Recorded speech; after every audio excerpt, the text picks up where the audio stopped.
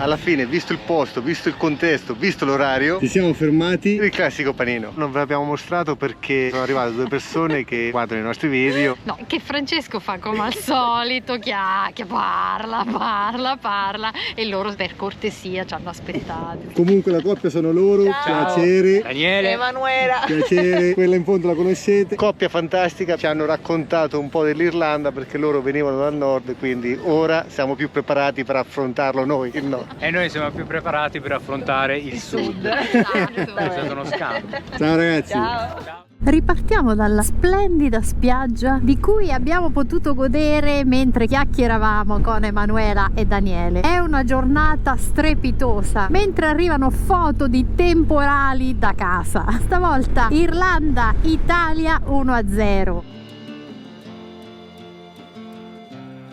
È un momento bellissimo per il panorama irlandese.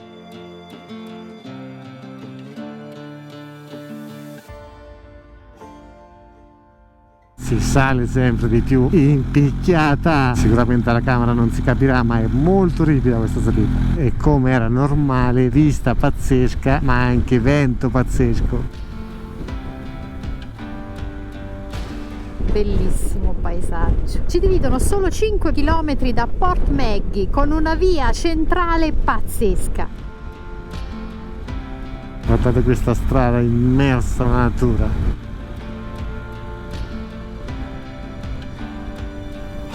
Giustamente la facciamo passare.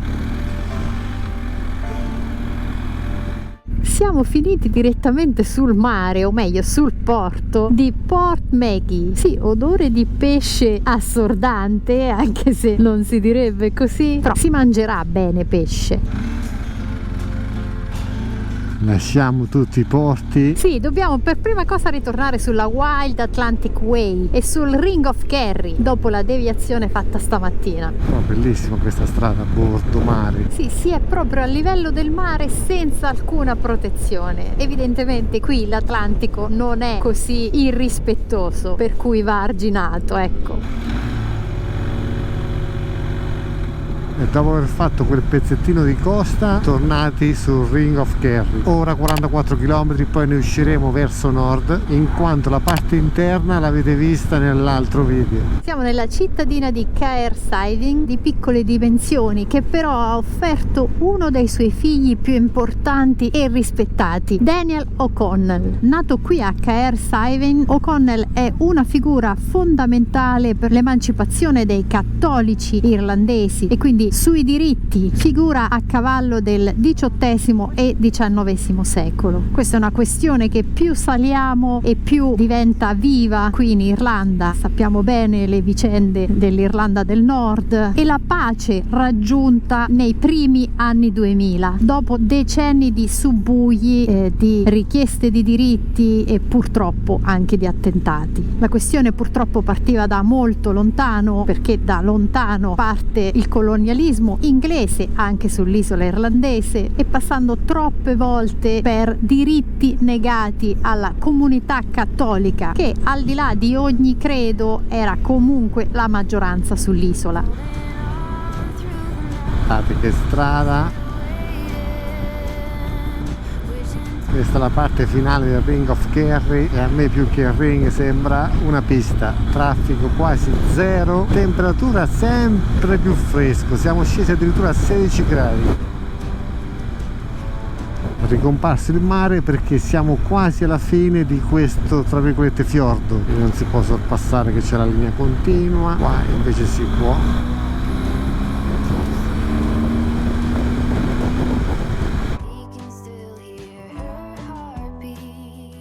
Sì, siamo a picco e grazie al sole le acque del mare Atlantico su questo tratto sono di un azzurro spietato. Guardate da qua sopra, che vista! Qua saremo penso a 100 metri sopra il mare.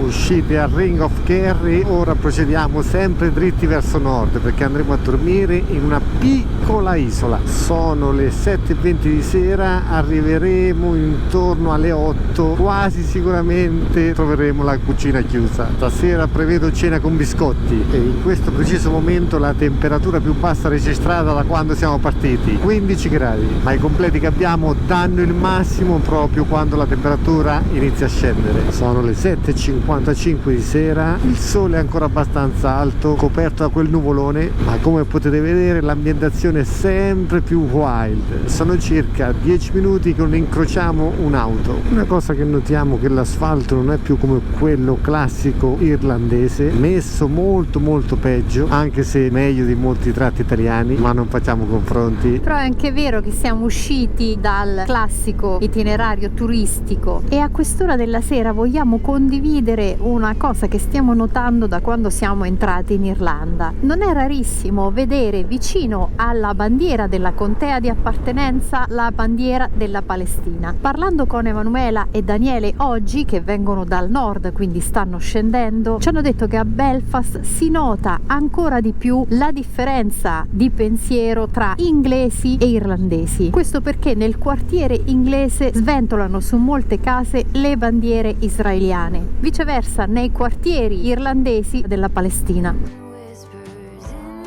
E già che ci siete, se potete mettete il mi piace, solo, e ripetiamo, solo se vi piacciono i nostri contenuti. Nel frattempo abbiamo intrapreso una deviazione per raggiungere la nostra destinazione. In teoria tra poco ci dovrebbe essere un ponte perché appunto andremo a dormire in un'isola. Una precisazione: c'è chi pensa che sia un'occupazione israeliana e chi pensa semplicemente che quello sia territorio israeliano. Mettiamo da parte la politica. Oddio. Cerchiamo di non scontrarci con questi due trattori. Oddio. Ok, ce l'abbiamo fatta. Ecco il ponte là in fondo. Mettiamo assolutamente da parte la politica, diciamo solamente che speriamo con tutto il cuore che la guerra che è in atto termini il prima possibile, anche perché il mondo che abbiamo a disposizione è troppo bello per farci la guerra. Sembra retorica, ma è davvero così. E noi ve lo mostriamo, perlomeno ci proviamo, dai, mettiamola così. Questa secondo me dovrebbe essere una torre di avvistamento. Sì. Il ponte è questo. Eccolo, stiamo raggiungendo l'isolotto. Da quanto si può vedere ora c'è la bassa marea. Sono scoperti tratti di fondale. Noi dobbiamo andare di qua. Ed ora può scattare la domanda: ma dove vi portiamo? Lo sapevo. Io voglio sapere se c'è un motociclista che ha fatto il tour dell'Irlanda che è venuto in questa zona. Fatemelo sapere. Ci siamo. Arrivati.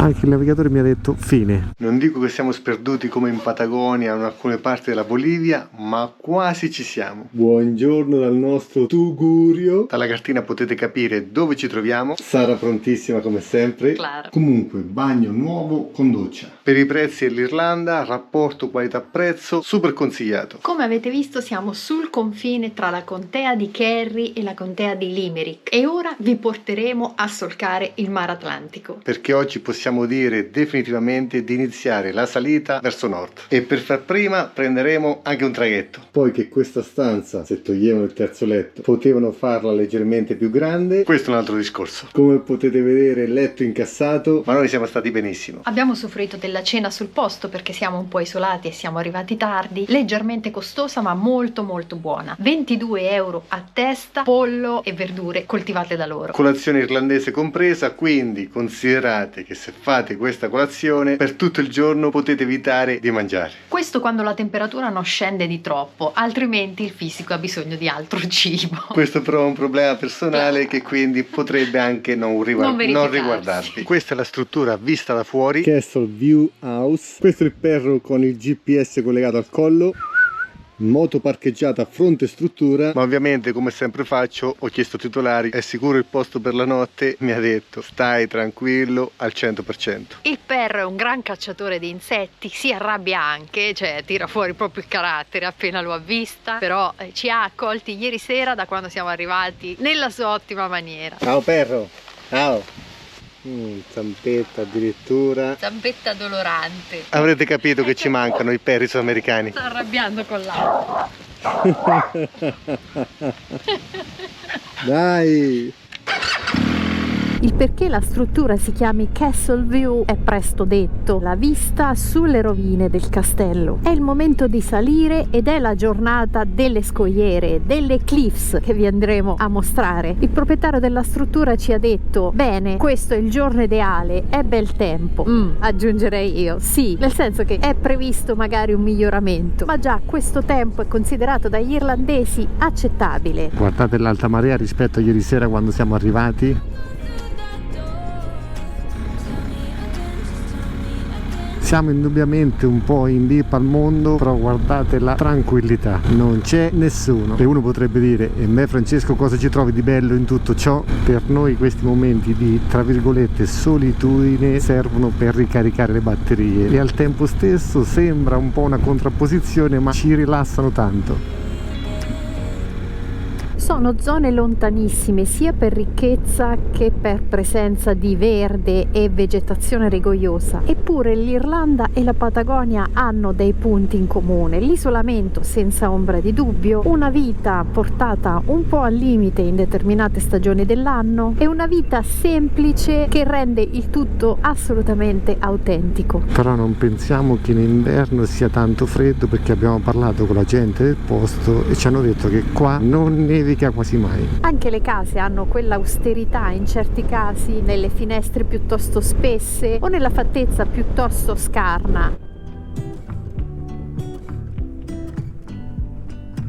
Ovviamente non c'è nulla di estremo vivere qua, però se lo confrontiamo alle nostre zone, al centro Italia ma anche all'Italia in generale, qua c'è sempre molto vento, il cielo spesso e volentieri è nuvoloso, piove quasi tutti i giorni, perlomeno una leggera pioggerellina, e soprattutto in certe zone si è un po' più isolati. Ora, invece di dirigerci a Limerick, taglieremo questo fiordo perché l'idea è di arrivare nella punta estrema ad ovest. Arrivati al porto, penso che l'imbarco sia questa fila. Questo è il tabellone che vi spiega tutto. Praticamente da giugno a settembre c'è un traghetto ogni 30 minuti, ma anche il costo per la moto, ho cercato online, dovrebbe essere 6 euro. Ho visto anche che se fate la prenotazione online c'è uno sconto del 10%, mentre qua si paga una volta saliti sul traghetto. Sara che addirittura non scende dalla moto, questa ragazza è un po' viziata. Scendi dalla sorellona. Deve sempre urlare, io non capisco. Perché si vergogna quando alzo un po' la voce per dare un po' più ritmo al video? Perché sei un italiano medio. E per questo ne vado molto fiero. Il traghetto sta arrivando. Come potete vedere possono salire anche i camion, oltre agli autobus, e l'attracco dovrebbe essere questo scivolo qua.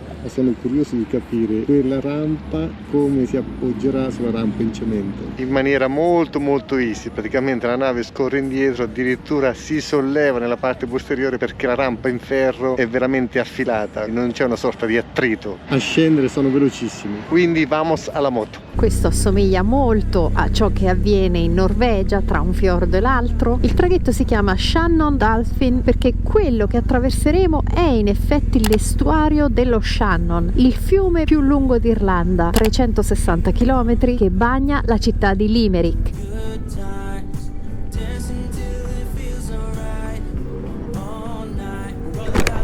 Siamo a bordo. Partite al volo, il mare è tranquillissimo, noi siamo in pole position. Da quanto abbiamo letto, con massimo 20 minuti saremo dall'altra parte del fiordo. Rettifico al volo il costo, vi avevo detto 6 euro, l'avevo visto su internet, ma questo è quanto abbiamo pagato. Ovviamente one way, solo andata. Ora non so rispondervi perché su internet avevo trovato 6 euro, ovvero la metà. Poi stasera, per pura curiosità, ci studio un po'. Comunque si può pagare sia cash che con carta di credito. Quasi arrivati, vamos!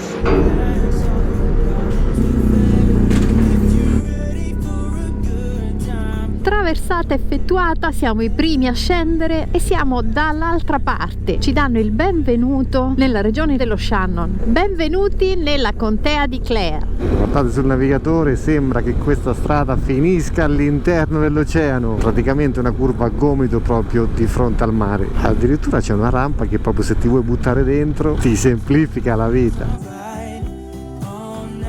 Ma guardate la follia, 100 km/h il limite di questa strada. Siamo a Kilrush, solita architettura colorata, molto piacevole soprattutto in queste giornate un po' più grigie. La vita di paese scandita dall'inevitabile e massiccio passaggio di turisti provenienti da tutta Europa. La nostra direzione è per il momento Kilkee, ma ci dirigeremo verso la punta ovest della contea di Clare.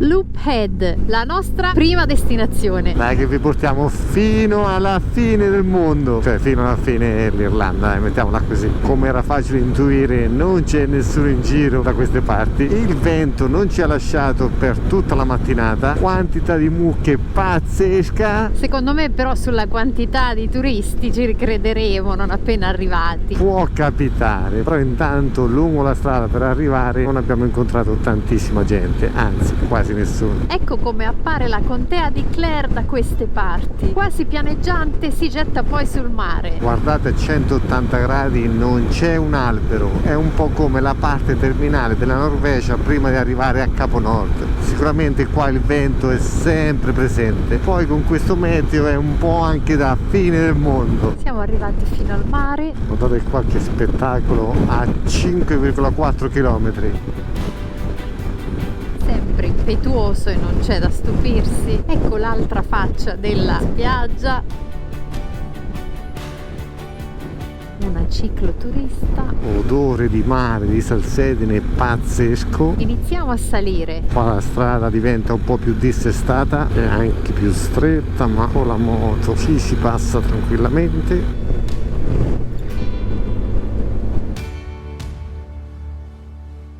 Arrivati ad 1,2 km in lontananza si inizia a vedere il faro e questo è il rettilineo finale. Mare a destra e mare a sinistra. Il vento sicuramente lo sentirete dal microfono, per quanto è super isolato vi possiamo garantire che è abbastanza forte da sinistra a destra e come Sara aveva preventivato qualcuno c'è. Sventolano intanto bandiera irlandese, è la bandiera del Loop Head Lighthouse dove è riprodotto il faro di Loop Head. Andiamo fino in fondo, ovviamente qua non si può entrare, open dalle 10 alle 5 del pomeriggio tutti i giorni della settimana. E ora invece di salire sul faro dove c'è tantissima gente andiamo in riva al mare ad ammirare le scogliere. Come potete vedere ci sono dei sentieri che circumnavigano il faro, praticamente si potrebbe fare tutto il giro di questo sperone di roccia. Devo fare assolutamente attenzione perché siamo alti ed io soffro anche un po' di vertigini. Da qua dovrebbe essere quasi verticale. Andiamo pian pianino, siamo a circa 1,50 m. Che spettacolo, ragazzi. Non mi avvicino ancora di più perché non so se siamo a sbalzo in una sorta di terrazza, quindi non rischiamo e nel frattempo inizia anche a piovere, sorta di fuggi generale, quindi non avendo una protezione andiamo a metterci il casco perché tanto con il casco e questi completi è come avere un tetto sopra la testa. E dato che ho lasciato l'asta in carbonio da 3 metri dell'Insta360 ci facciamo aiutare dal nostro fidato amico drone.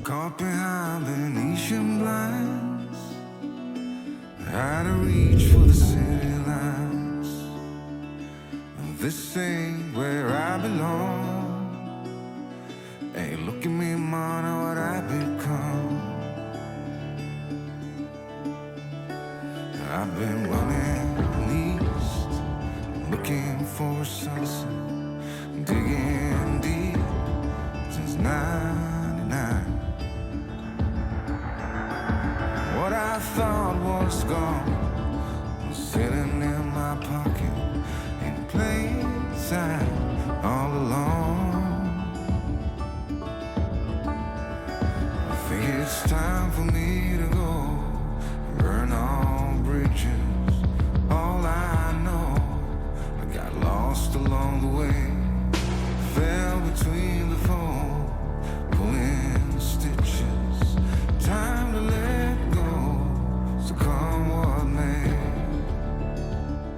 lasciamo le scogliere che abbiamo visto al drone tutti insieme per iniziare la strada che ci porterà a scoprire altre scogliere sempre più a nord. Quindi vamos, percorso di 1 ora e 20 per raggiungere le Cliffs of Moher.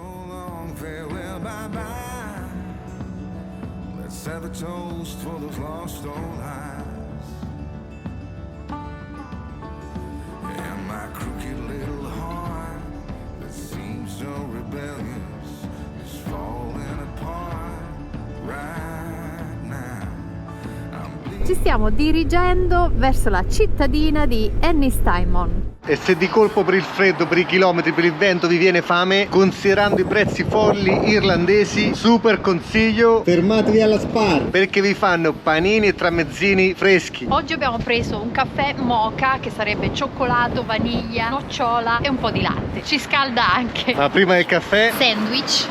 apri veloci, 3,50 €. Ve lo mostro solo per un motivo, perché è il secondo che prendiamo. Sapete che le nostre recensioni sono super affidabili, quindi come dico sempre bisogna testare. Baguette con prosciutto, maionese e pomodori, buonissimo, tutto iper fresco, dimensioni quasi 30 cm e non pensate male. Enjoy!